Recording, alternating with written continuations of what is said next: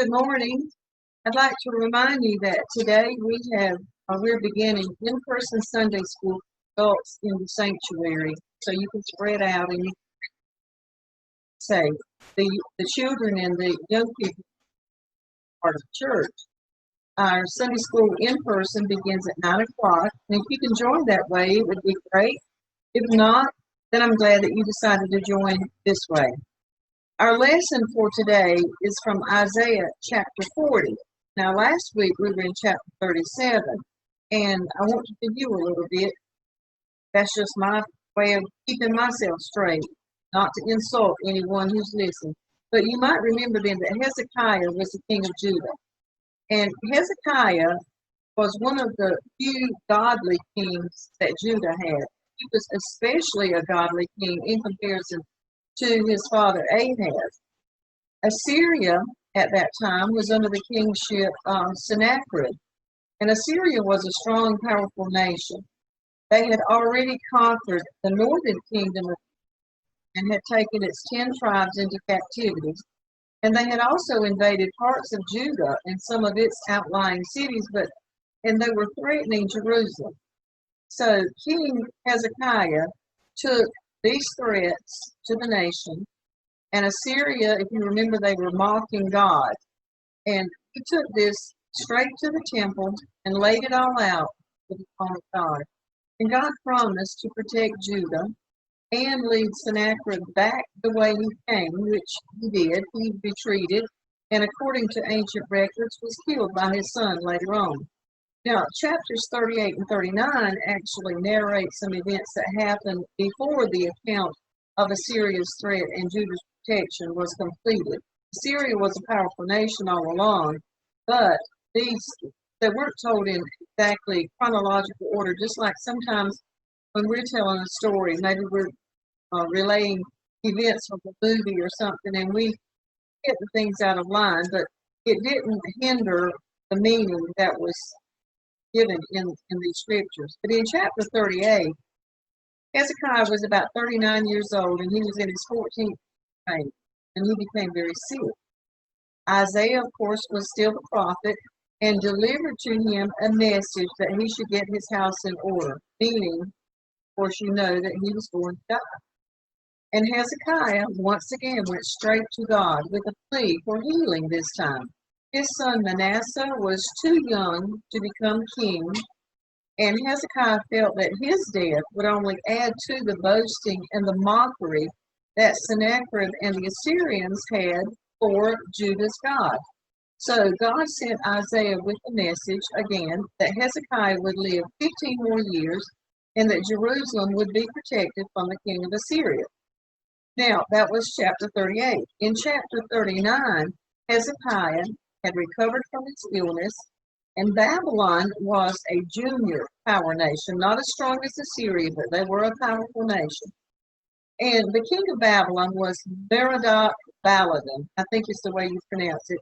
And actually, he was eventually overpowered by Sennacherib, but at this time, once Hezekiah had healed, this Merodach Baladan, excuse me, I remember these names sometimes. He sent a group of people to Hezekiah with a letter and a present. And supposedly it was as a gesture of kindness and concern or excitement or congratulations about hearing of Hezekiah's sickness and his miraculous recovery. Now, Judah was a small nation with very little power, and for Hezekiah to receive such recognition from a powerful nation was pretty impressive, and it made him feel real important. So important that he stepped right into a bit of proud foolishness. He thought he could impress the Babylonian visitors by showing off the treasures that they owned in Judah. So I'm going to read for you chapter 39, verses 1 and 2, to show you exactly how that visit went. At the time that Merodach Baladan, son of Baladan, king of Babylon, sent Hezekiah letters and a gift because he had heard of his illness and recovery. Hezekiah received the envoys gladly and showed them what was in his storehouses: the silver, the gold, the spices, the fine olive oil, his entire armory, and everything found among his treasures. There was nothing in his palace or in all his kingdom that Hezekiah did not show them. Now, he thought he was going to impress this powerful nation, but all it did was show Babylonians what they had to gain if they overpowered Judah. So once again, Isaiah was sent to Hezekiah, this time with some questions about what he had done. And these were questions that undoubtedly were directed by God, for which he already knew the answers. But Hezekiah didn't hide anything. He answered honestly and proudly. He was very proud. He was like a little small country boy who had been impressed by some big city influential man. So chapter 39 ends with an announcement that Babylonians would conquer Jerusalem and there would be a 70-year exile of the nation.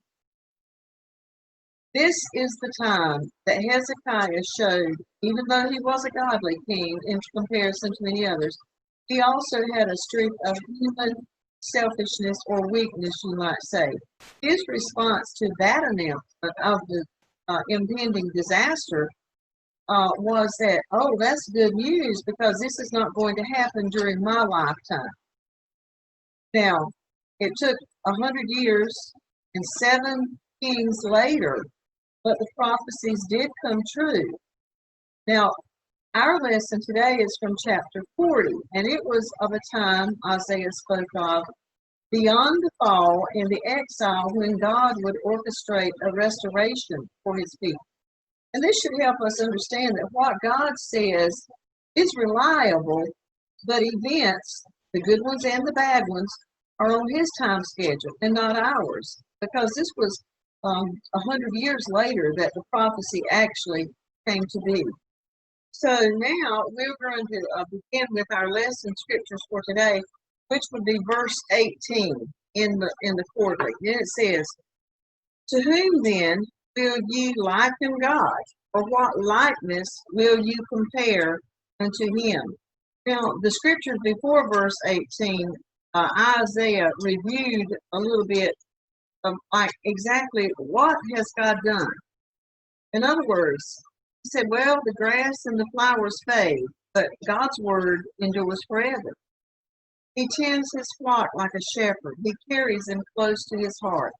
He measures the waters in the hollow of his hand. He marked the heavens with his breath. He held the dust of the earth in a basket. He weighed mountains and hills on the scales and balances. So, who taught God how to do all these things? Who gave him knowledge? Who was his counselor? Adam and Eve were created in his likeness. So verse 18 began with some sarcastic rhetorical questions like, well, you're going to make yourself an idol to worship, but who or what will you liken it to? What likeness will you compare it with? God made Adam and Eve, created Adam and Eve, and made him in his likeness. So what likeness are you going to put these idols in? Why would you worship something that you can create? It was just some sarcasm that Isaiah had to throw out there. Now, then in the next verses 19 through 20, we're going to read that. And he actually shows how silly these people are by thinking that they can create an idol, and that was something that was worthy of worship. He says, "The workman melted a graven image, and the goldsmith spread it over with gold and cast the silver chains. He that is so impoverished that he hath no oblation chooses the tree that will not rot. He seeks unto him cunning workmen to prepare a graven image that shall not be moved. Whatever you can make yourself, you have power over. And to worship that would really be foolish. So what we can create has no power. It has no power to speak, to eat, to move. It can't put Judah in exile, and it can't take them out of exile. It can't protect Jerusalem from the Assyrians or from the Babylonians. And Isaiah highlights the steps now in creating a graven image. Some of you may have been to ceramic classes before, and it's very similar, but the smelter was a workman, and it was his job to work with metals and gold and silver and bronze. And the first step was that they would make a cast or a mold, some cheap metal or stone or wood. It would be nothing special about these materials. It would be materials that were used in their everyday life. They might make tool weapons from them. And next, they would cover what the craftsman made with gold or silver, which was a little bit more of a precious metal. And it was like the process of most modern jewelry. You know, most of the time it's not solid gold, but it's gold plated, because gold is a soft metal and it's a stronger piece of jewelry if it's just plated in gold. So then, once they did that, then the younger people might say they bling it out. They added some jewels and some gems and some gold or silver chains, something that was not an everyday item. Now, the poor people should go find some sort of wood for a base, and it needed to be something that was sturdy and would not rot.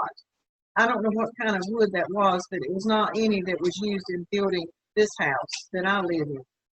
But it was to make the base, and the base was very important to assure that the idol would not topple. There was a big mishap if the idol should fall.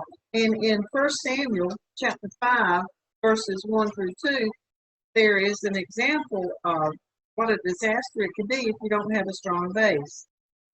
This was about the Philistine gods. After the Philistines had captured the ark of God, they took it from Ashdod. Then they carried the ark into Dagon's temple and set it beside Dagon. When the people of Ashdod rose early the next day, there was Dagon fallen on his face on the ground before the ark of the Lord. They took Dagon and put him back in his place. But the following morning, when they rose, there he was, fallen on his face on the ground before the ark of the Lord. His head and his hands had been broken off, and they were lying on the threshold. Only his body remained. So you see, the base was very important. They didn't want a disaster like that to happen. That would let them know, or it would let everybody else know, that this God is really a false God. So now we get to verse 21, which begins with 4 rhetorical questions. And these questions were used to make people think and to maybe realize their foolishness. He says, have you not known? Have you not heard? Hath it not been told you from the beginning? Have you not understood from the foundations of the earth? Of course God's people had heard. They knew God existed before the materials that they were gathering to use for making an idol. He was there from the foundation of the earth. Isaiah and other prophets could give them the messages from God, and they had, but they could not understand it for the people. When God called Isaiah, remember in chapter 6, he told them the people would listen. And remember one time Isaiah even asked, well, how long am I supposed to be doing this? But when God called him, he said, who could I send? And Isaiah said, me, send me. So I want to read that, which is Isaiah chapter 6, 7. Okay. Then I said, for how long, Lord? And he answered, he's asking, how long am I supposed to give them a message if they're not going to listen? Because God told them they wouldn't listen and they wouldn't understand. So he said, for how long, Lord? And he answered, until the cities be ruined and without inhabitant, until the houses are left deserted and the fields ruined and ravaged, until the Lord has sent everyone far away and the land is utterly forsaken. And though a tenth remains in the land, it will again be laid waste. So you see, he's even in chapter 6, before all of this, before Assyria, before Babylon, he's saying that I want you to keep telling these people, giving them my message until there's nothing left to give it to. But now, if you understand, well, why don't people understand when they're instructed? Well, I thought about when I was in school, and history was not, and still is not something that I was really good at. I guess I was just not interested in it. But I didn't understand it. I had teachers that taught me history, but you know why I didn't understand it? They gave it to me, but I didn't understand it because I was not listening. I tuned them out. I was not seeing the relevance, and I was not caring to know. So you can understand, this is why the people didn't understand. They had heard it, but he gave these questions to think about. You're being foolish. You've heard everything. I've sent you the messages, but you didn't understand. And a lot of times we don't understand because it's our own fault, because we don't want to understand. So now we get to verses 22 through 24. It says, "It is he that sitteth upon the circle of the earth, and the inhabitants thereof are as grasshoppers, that stretcheth out the heavens as a curtain, and spreads them out as a tent to dwell in, that brings the princes to nothing. He makes the judges of the earth vanity. Yea, they shall not be planted, yea, they shall not be sown. Their stock shall not take root in the earth, and he shall also blow upon them, and they shall wither, and the whirlwind shall take them away as stubble." Now we know a little bit more about the world and how it fits into the universe in our time than they did. They thought, they saw the sun make a circle across the earth during the day, and they saw the moon circle during the night, and they believed there was a circle around the earth and that God sat on that circle. God was so big, and we are so small in comparison, it's like grasshoppers. And you might think of some time if you've ever watched a colony of ants work. And here we are, a big giant to them. And they're little tiny creatures working around and gathering their food. That's what we look like to God. We're just so insignificant. We're like grasshoppers. But he said God stretches out a curtain. That circle around the earth was like a curtain or a tent. They imagined that to be the horizon, that God had put it there. Now, in pagan worship, the gods, would battle and they would defeat other gods. And they believed that when one god defeated another god, they would take that dead corpse and they would make a heavenly body out of it. It was sort of like the myths behind the constellations, if you've ever read any of those. And different groups of people had different myths for the same constellation. They're very interesting, but they're a little far-fetched. But he went on to say that the judges and the leaders and the princes of the earth were as vanity. In other words, it was a word that was translated from a word that meant formless and void. God created them, and he can uncreate them. That doesn't mean not remove them from power, but he has the power to just remove them from existence. He said at the bottom that he shall also blow upon them. If you've ever picked the dandelion when it was open, and you blow it and the seeds just blow away. He said God can just blow on these leaders that we might think are very important. Well, they may have thought that they were very important. The leaders may have thought themselves to be very important. God, they're just like a mist that he can create and non-create. So, you name someone from history or current affairs that you think of that seem to make a major impact on society or mankind. Earthly leaders, some of them, seem very powerful, and they make great strides in a lifetime. Some of those strides are good and some are bad. You might think of Billy Graham being a great pastor. But you also might think of Hitler having a lot of influence in a bad kind of way. But he says here, yet they are like plants or vegetation. They spring up, they flourish, they have their season, but they die. And when compared to God, their impact, even though it seems great to us, appears to be very small or insignificant. And our next scriptures are verses 25 and 26. To whom then will you liken me, or shall I be equal? Saith the Holy One. Lift up your eyes on high, and behold who hath created these things, that bringeth out their hosts by number. He calleth them all by names, by the greatness of his might, for that he is strong in power, not one faileth. Now, in the first part there, God is speaking. He was asking, okay, you're going to make an idol that you can worship? So you see all that I've done and all I'm capable of. Who will you, or who can you compare to me? Am I just an equal, all you know? Who do you know, or what can you make that is equal to me? And of course the answer is no one and nothing. And then in verse 26, these objects of the sky were believed to be pagans, by pagans to be gods. The sun, the moon, the stars were gods that they felt like they should worship. And some of all of this had rubbed off on the Israelites. And that's why we need to filter our friends and associates from time to time so that some of their false beliefs and some of their bad habits don't rub off on us. But in this verse, the audience is told to look up at all these heavenly bodies. God created them. Every star he created, he numbered them.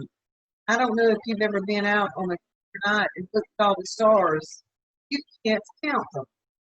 God numbered them, and not only did that, he called them by name. Now, in their pagan culture, and even in the Israelite culture, naming anything meant that you had some measure of power over it. And more so, when God gave a name, it was of great significance. Remember, he changed Abram to Abraham, and that was the father of the entire nation of Israel. He changed Jacob to Israel, signifying there was a continuance of the covenant that he made with Abraham through his offspring. The existence of those stars, as magnificent and as numerous as they are, depends solely on God, and he controls the heavens. So now we get our last scriptures for today, verses 27 through 30.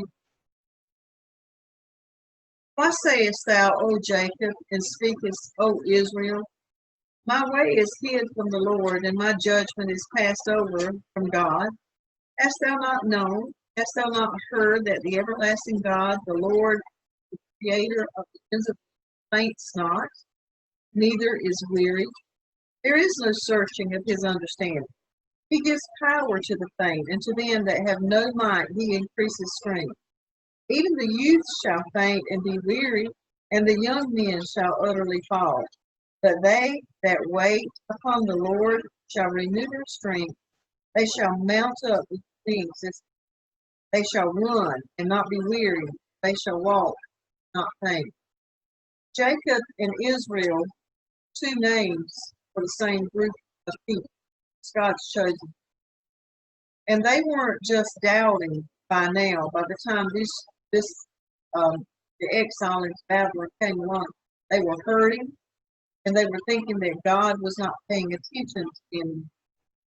Maybe God had decided that he was going to step away from his part of the covenant. After all, his people had been faithful, so why should he remain faithful?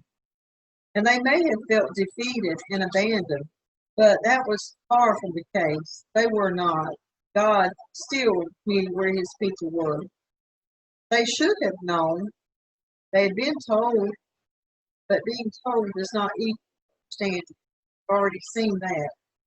They were in a dark place, and sometimes we can get in a dark place as well.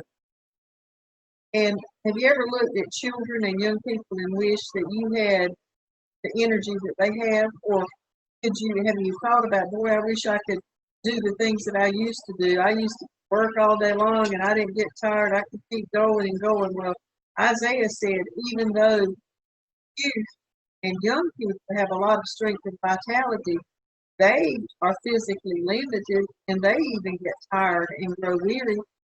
And God's people have to stop trying to save themselves, because he said God has no limitations and he doesn't grow faint and he doesn't grow tired. His strength is unlimited.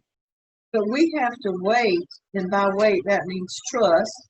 Wait for the Lord. Stop trying to save ourselves.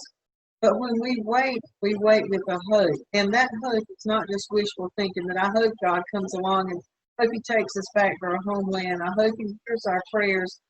But that is thinking with a trusting expectation that what God says, He will do.